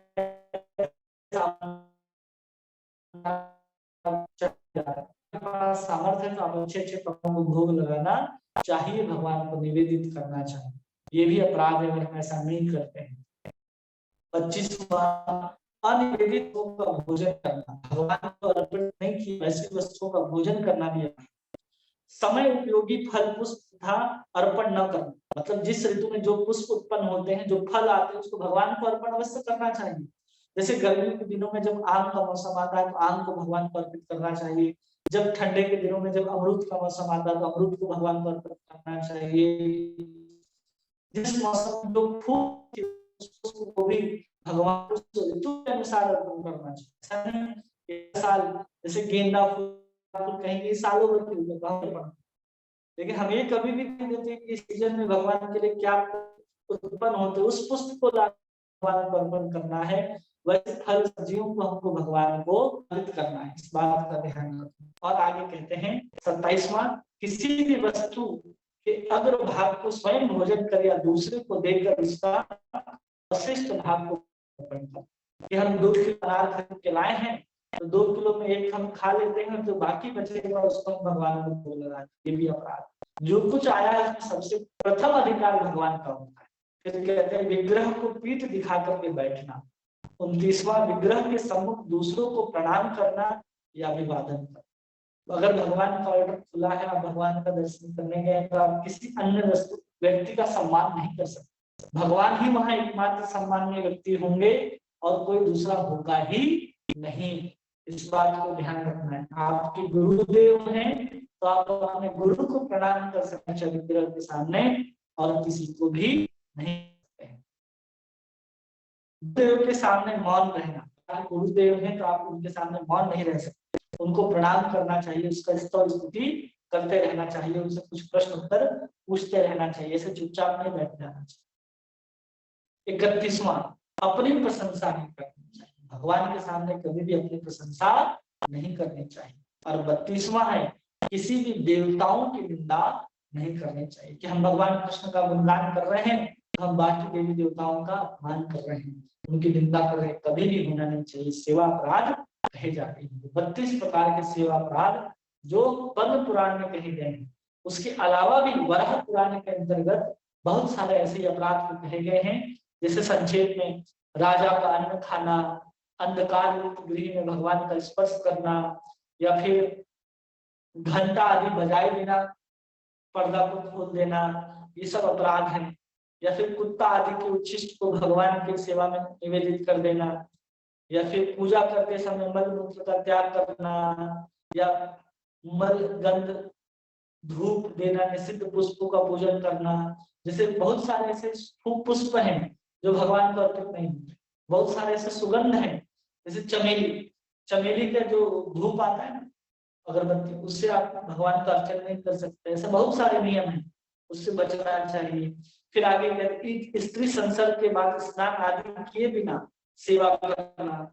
रजस वाला स्त्री दीपक और मत्रिका का स्पर्श करके रक्त, नीला अधो वस्त्र या दूसरे का वस्त्र या मलिन वस्त्र धारण करके सेवा करना यह अपराध है।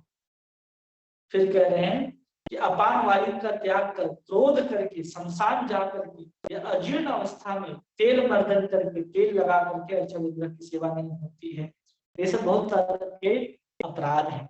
जैसे हम लोग कहते हैं ना, जैसे अन्य शास्त्रों में भी देखा जाता है, बहुत सारे अपराधों का वर्णन है, जिसमें कहा जाता है कि भगवान के सामने पान चबाना, या फिर भगवान के सामने ऊंचा चौकी पर बैठ जाना, बिना स्नान किए हुए विग्रह को स्पर्श कर देना, या फिर जो पुष्प होते हैं पूजन का, उनसे मांगा हुआ पुष्प, अरे हम पुष्प नहीं लाए हैं, कुछ लाए हो क्या, हम दूसरे के पुष्प को लेकर के भगवान कर देते हैं, ये भी अपराध है। अपना पुष्प लेकर के जाना चाहिए, तब अपराध नहीं होता है। जो हम लोग पुंडरिक लगाते हैं, ऐसे ऊपर उद्र पुंड लगाना चाहिए, हरि कथा को हमेशा सुनना चाहिए, अवैष्णव कभी नहीं बैठना चाहिए, कोई नरसिंह भगवान का पूजा करना बहुत आवश्यक है, सीधा काल का दर्शन नहीं करना चाहिए, नाखून का स्पर्श नहीं करना चाहिए, शरीर जब निकल रहा है तो भी हम भगवान की सेवा नहीं कर सकते हैं, भगवत प्रसाद भी उल्लंघन करना चाहिए। सब जो है बहुत सेवा अपराध है, में वर्णन किए गए। इस तरह के सेवा अपराध होते हैं, तो अगर हम भगवान का नाम संकीर्तन करते हैं, भगवान का सेवा करते हैं और भगवान के सामने उनकी स्तुति, उनका स्तोत्र का पाठ करते हैं, तब जाकर के ये सब सेवा अपराध से हम मुक्त हो सकते हैं। लेकिन अगर हम नाम अपराध करते हैं, सेवा अपराध है नाम अपराध, तो समझना चाहिए कि हम बार बार उसी पाप आचरण के कारण उसी अपराध में घिरते जा रहे हैं, मतलब नाम के बल पर हम पाप कर रहे हैं। ऐसा नहीं कि हम एक बार हम पाप हो गया हमसे भगवान का, फिर हम भगवान का नाम कीर्तन कर लिए, अब हम पाप से मुक्त हो गए, फिर हम वैसे ही सेवा करें, नहीं। आपको जब नियम बताए गए हैं तो उस नियम का पालन करना है। ऐसा नहीं है कि हम जानबूझ करके पाप करें और फिर नाम ले लें तो उससे मुक्त हो जाएंगे, ये नाम अपराध कहलाए। और नाम अपराध बहुत बड़ा घातक होता है, ब्रजलेप के समान होता है, इसलिए नाम के प्रति कभी भी अपराध नहीं होना चाहिए। इस तरह हम लोगों ने अपराध के बारे में समझा है। और उसके बाद हम लोग आगे देखेंगे जो एक अपराध और है, जो भक्ति से उत्पन्न हुए अपराध हैं, उसको हम लोग आगे देखेंगे। उसके पहले हम लोग देखेंगे नाम के बल पर पाप करना और ये सब जो है उसके बारे में, जो नाम अपराध है उसके बारे में जब समाप्त हो जाएगा तब हम लोग उस चौथे अनर्थ के बारे में देखेंगे जो भक्ति के कारण भी अनर्थ उत्पन्न होते हैं, उसको हम लोग समझने का प्रयास करेंगे। आज हम लोगों ने सेवा अपराध तक जो अनर्थ उत्पन्न होते हैं उन सबको हम लोगों ने देखा कि कैसे दूर किया जा सकता है।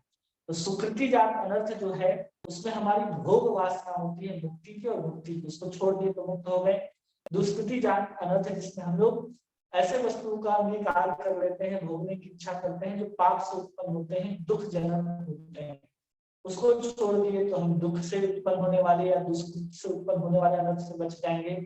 और अपराध से उत्पन्न होने वाले अनर्थ से बचने के लिए इन 32 प्रकार के सेवा अपराध और नाम अपराधों से बचेंगे, और वैष्णव अपराधों से बचेंगे तो हम इन अपराधों से आगे मुक्त हो सकते हैं।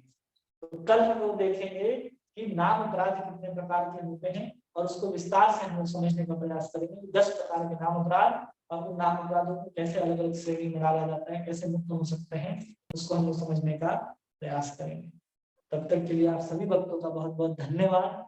किसी का कोई प्रश्न है जो आप पूछना चाहते हैं तो पूछ सकते हैं, जो बात आपको समझ में ना आई हो।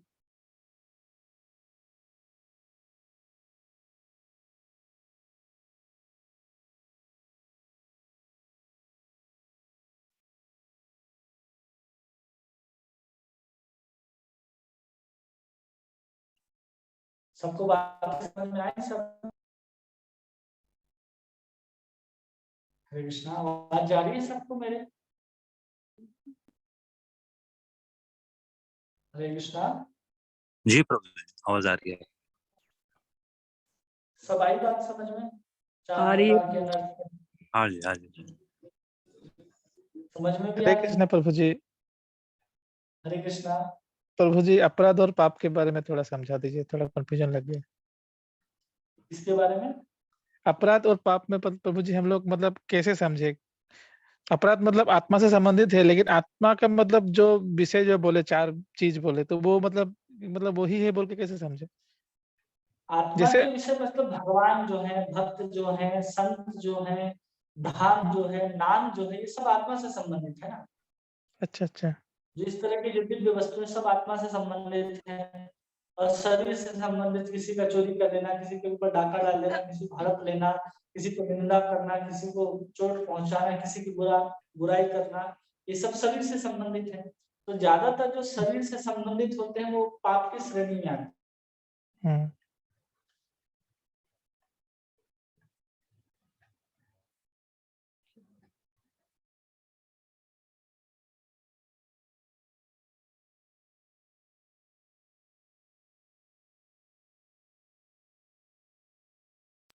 ठीक है,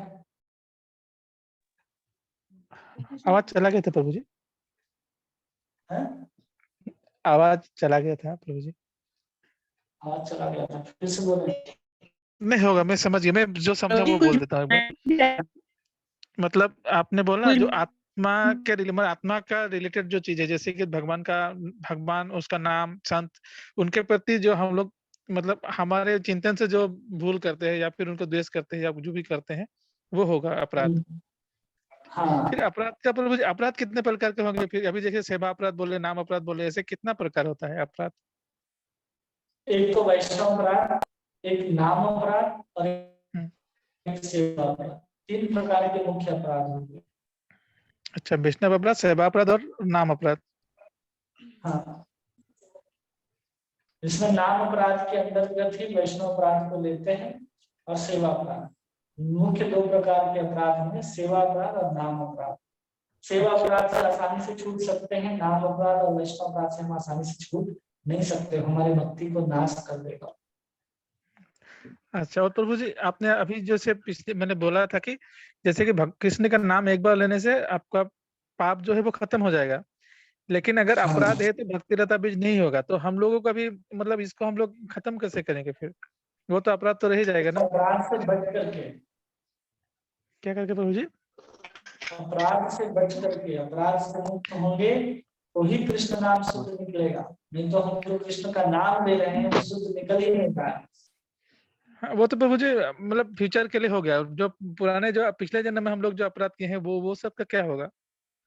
जो हम संस्कार बस जानबूझ करके गलत काम में लग जाते हैं, उससे बचना होगा। अच्छा, सिर्फ बच सकते हैं, लेकिन उसको उसको मतलब खंडन कैसे करेंगे प्रभु जी? ये तो बच के मतलब खंडन करना ही ऐसे नहीं है ना।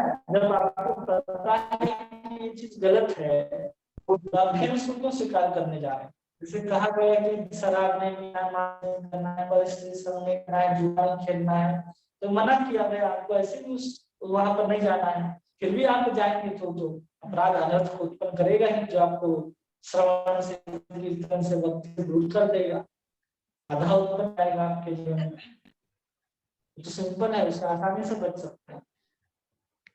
हाँ प्रभु जी, ठीक है प्रभु जी, धन्यवाद। धन्यवाद। और किन्हीं का प्रश्न? हरे कृष्णा प्रभु जी, दंडवत प्रणाम। हरे कृष्णा, बहुत अच्छा दंडवत समझाया प्रणाम। प्रभु जी आज आपने। हम पाप और अपराध की, पाप हम शरीर से करते हैं, अपराध आत्मा से करते हैं, पर प्रभु जी आधे तो हमसे जाने अनजाने में हो जाते हैं, हमें पता ही नहीं चलता। बहुत ही बारीकी से आज माइन्यूटली आपने बताया प्रभु जी, हमें बहुत ही सुंदर तरीके से। कोशिश करेंगे कि अब इनसे बचा जाए। अब मंदिर में भी हो जाते हैं प्रभु जी, जैसे कभी मन दुखी हो तो विग्रह के सामने भी रो पड़ते हैं, ऐसी बात नहीं है कि वहां नहीं रोते। और जैसे आपने और भी 32 ही काफी सारे बताए कि ऐसे ये नहीं करना चाहिए, कंबल नहीं ओढ़ना चाहिए भगवान के विग्रह के सामने। पहले भक्ति रसामृत सिंधु में भी पढ़े थे ये 32 अपराध ना, पर फिर भी हो जाते हैं प्रभु जी। कोशिश करें कि हम इनसे बचें, हाँ, ये ज्यादा जरूरी है। ये ज्यादा जरूरी है। तब जाकर के आप एक ही बार कृष्ण का नाम लेंगे हाँ जी, तो आप तुरंत उस प्रेम तत्व को प्राप्त कर लेंगे। अभी हम लोग जो नाम लेते हैं ना, वो अपराध युक्त नाम है। जब हम अपराध मुक्त नाम लेंगे तो वो भजनाभास की अवस्था में आएगा, और जब भजन आभास की अवस्था को पार करेंगे तब शुद्ध भजन करेंगे हम। और जब शुद्ध भजन करेंगे तब जाकर के हम भगवान को प्राप्त करेंगे। इसलिए इन सबको जानना समझना आवश्यक ठीक है। हरे कृष्णा प्रभु जी, दंडवत प्रणाम। है। हरे कृष्णा, दंडवत प्रणाम। प्रभु जी, भगवान के विग्रह के सामने रोना, और एक हाँ। आपने बताया कि भगवान के जैसे भगवान के विग्रह के सामने प्रसादम लेना है ना, जैसे हम ले लेते हैं, तो वो भी अपराध में काउंट होता है प्रभु जी?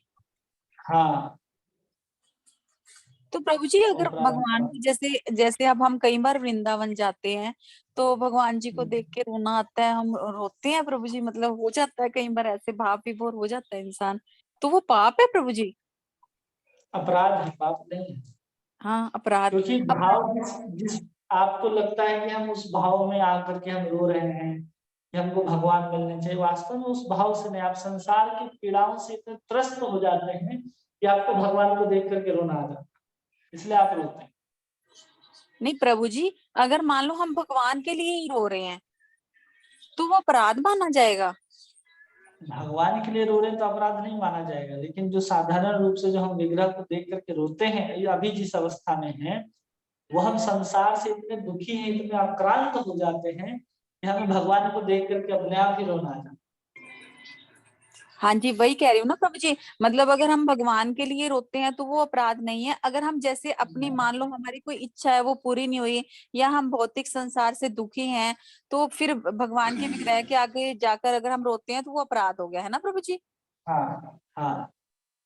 और प्रभु जी भगवान जी के सामने हमें प्रसादम भी नहीं लेना चाहिए? नहीं, भगवान के सामने प्रसाद नहीं लेना। तो जैसे प्रभु जी हमारा मतलब रूम है, उसमें मंदिर है हमारा, तो उस रूम में हम सभी जैसे खाना खाते हैं तो नहीं खाना चाहिए मतलब? नहीं, भगवान को सुला दीजिए, उनके ऑल्टर में पर्दा लगा दीजिए, फिर जी आप ग्रहण कीजिए, अगर आपके पास दूसरा रूम नहीं है तो। जी जी जी जी। ठीक है प्रभु जी। धन्यवाद प्रभु जी। आज आपने मतलब बहुत ही नए पॉइंट बताए हैं, ऐसे पॉइंट जो सच में कभी नहीं सुने थे, मतलब ये चीज तो अच्छा लगा, बहुत स्पष्ट था सब कुछ, बहुत अच्छा लगा। धन्यवाद प्रभु जी। हरे कृष्णा प्रभु जी, दंडवत प्रणाम। हरे कृष्णा, दंडवत प्रणाम। जी प्रभु जी, मेरा प्रश्न यह था कि दुष्कृति जात अनर्थ में आपने बताया ना प्रभु जी कि प्रायश्चित करने से कर्मफल प्राप्त नहीं होता है, जो हम कब कर्म करते हैं बताया उसका था? फल। नहीं, ऐसा नहीं बोले थे क्या प्रभु जी? मैंने ऐसे लिखा है। तो प्रायश्चित कर्म के लिए हम कब बताएं? जब हम वैष्णव के प्रति, जब हम अपराध कर देते, कोई भी अपराध, जो भी अपराध हो, अगर उस अपराध को अगर हमको क्षमा करवाना है, तो उस अपराध को क्षमा करने के लिए जो प्रायश्चित है, वो प्रायश्चित को हमको पहले उस पाप को, उस भूल को स्वीकार करना पड़ेगा। और जिस तीव्रता से हमने पाप किया है, अपराध किया, उसी तीव्रता के साथ हमको प्रायश्चित करना होगा, तब हम उस अपराध से छूट सकते हैं। वो वैष्णव अपराध हो चाहे नाम अपराध हो, तब हम उससे बच सकते हैं। अच्छा, तो और एक था प्रभु जी, जैसे सुकृति जात अनर्थ में आप दो पिशाच के बारे में बोले थे ना, एक भुक्ति और एक मुक्ति। अब मुक्ति तो समझ गए, भुक्ति क्या है प्रभु जी? भोग। अच्छा, ठीक है प्रभु जी। और जो अभी जितने सारे अपराध के बारे में बताए ना प्रभु जी, वो सब साधन भक्ति का ही है, मतलब जो रागानुगा भक्ति में जाएगा उनको अपराध सब नहीं सब लगेगा। सब उसको भी लगेगा, अच्छा, लेकिन उसका मार्ग ही अलग होता है। हम जब रागानुगा भक्ति समझेंगे क्या प्रक्रिया है, तब उसको समझिए। अभी हम लोग सब साधन भक्ति के अंतर्गत वैदिक भक्ति को ही समझ रहे हैं। वो जी, भी अगर अच्छा विग्रह सेवा करेगा तो उसको भी इस 32 अपराध से बचना पड़ेगा। अच्छा। और जो भी पाप कर रहे हैं प्रभु जी, वो सब हम लोग का प्रारब्ध अप्रारब्ध वो दोनों कहीं पे जाएगा क्या? जो हम लोग अपराध कर रहे हैं, वो अपराध क्षमा होता है, खत्म होता है जब हम लोग भक्ति करते हैं, चाहे वो किसी प्रकार का प्रारब्ध अपरारब्ध हो, वो सब स्टोर होता है। ऐसा नहीं है कि सब मुक्त हो जाएंगे आप। कर्म आपको कहीं भी छोड़ता नहीं, इसलिए भक्ति को ठीक से कीजिए ताकि नया कर्म उत्पन्न ही ना हो। इतना सतर्क रहना है हमको संसार में रहते हुए कि हम कोई भी ऐसा काम ना करें कि कोई नया कर्म और उसका कर्मफल उत्पन्न हो। जी, जी प्रभु जी, धन्यवाद। हरे कृष्णा। हरे हरे कृष्णा, कृष्णा, दंडवत प्रणाम प्रभु। दंडवत प्रणाम। प्रभु जैसे बोले प्रसाद के लेने के लिए, यदि अल्टर बंद कर देगा तो प्रसाद लेने में कोई दिक्कत नहीं ना प्रभु? नहीं, और जैसे प्रभु दूसरा आदमी जैसे एक रूम में है, दूसरा आदमी प्रसादम ग्रहण कर रहा है और यदि उसमें भागवतम पढ़ेगा तो फिर भी अपराधम है। नहीं अपराध नहीं। जैसे जैसे कोई खाना प्रसाद खा रहा है और मैं बैठ के यदि भागवतम पढ़ेगा तो उसमें कोई अपराध नहीं है। नहीं नहीं अपराध नहीं। अल्टर बंद रहेगा तो फिर कोई अपराध नहीं है। नहीं। ओके प्रभु, हरे कृष्ण। हरे कृष्ण। प्रभु लेकिन हम साधना जब बैठते हैं माला करने पर बहुत नींद आता है, नींद में सो जाता हूँ प्रभु। तो मैं जितना नाम नहीं करता उतना तो मैं आज सुनने से मैं तो उससे ज्यादा प्रारब्ध नहीं करता हूँ। मेरे नहीं, को जब नींद बहुत ज्यादा आता नाम जब कर नींद आता है तो थोड़ा सा प्रयास कीजिए कि उस समय नाम जप करें जिस समय नींद ना आए, या फिर आप थोड़ा सा चल करके नाम जप कीजिए और फिर बैठ जाइए आप एक जगह नाम लेने। है। क्योंकि मेरा अधिकतर यही हो रहा है प्रभु, क्योंकि जहाँ माला जप करने पड़ता है एक दो माला होता है बस नींद आ जाता है प्रभु। नहीं, नींद तो जप में आना ही नहीं चाहिए। सबसे पहले उस आदत को लगाइए।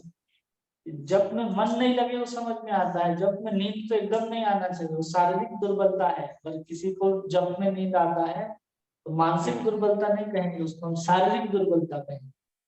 क्योंकि जप लेना है आपका पुरुषार्थ है, आप उसको बोल रहे कि नींद आ रहा है। रुपया गिनने समय, भोजन करते समय नींद नहीं आता, भगवान का नाम लेने समय नींद आता है, तो आपकी शारीरिक दुर्बलता है।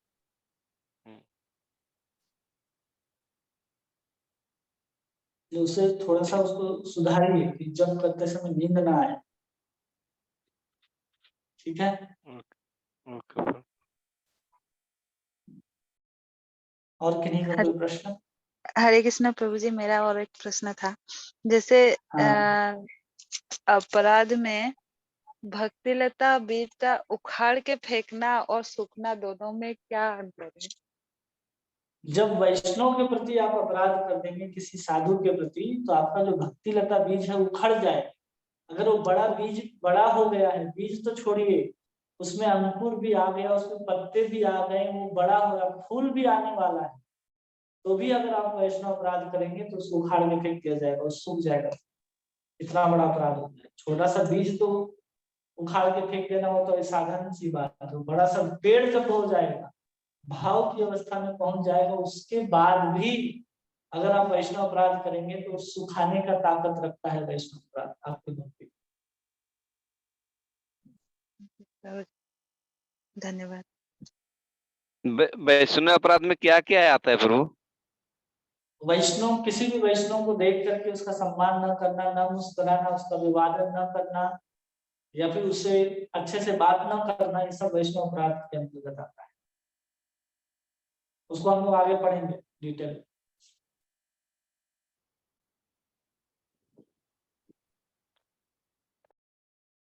किन्हीं का और प्रश्न है?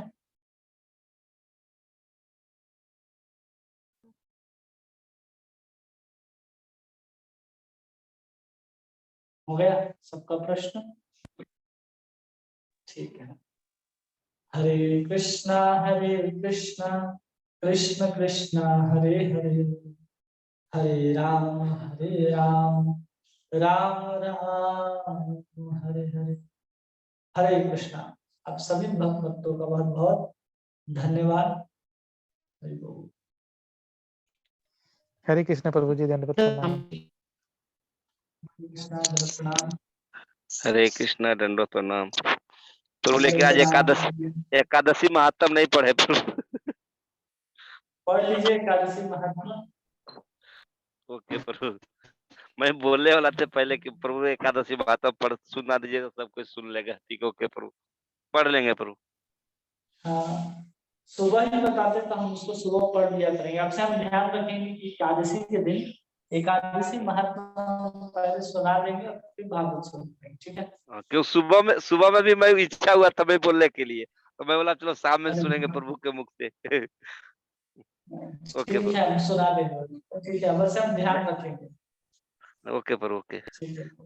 नहीं, आपके मुखारबिंद से सुनेंगे उसका दूसरा बात है प्रभु, हम लोग पढ़ेंगे उसका दूसरा बात है। ठीक है ठीक प्रभु, है, ओके। हम आपको ऐसे करेंगे ना, हर एकादशी से हम हर बार प्रयास करेंगे कि हम एकादशी का महत्व सुना दिया करेंगे। ठीक है? ओके, हरि बोल, हरे कृष्ण। हरि बोल। हरे हरे कृष्ण। कृष्णा हरे कृष्णा।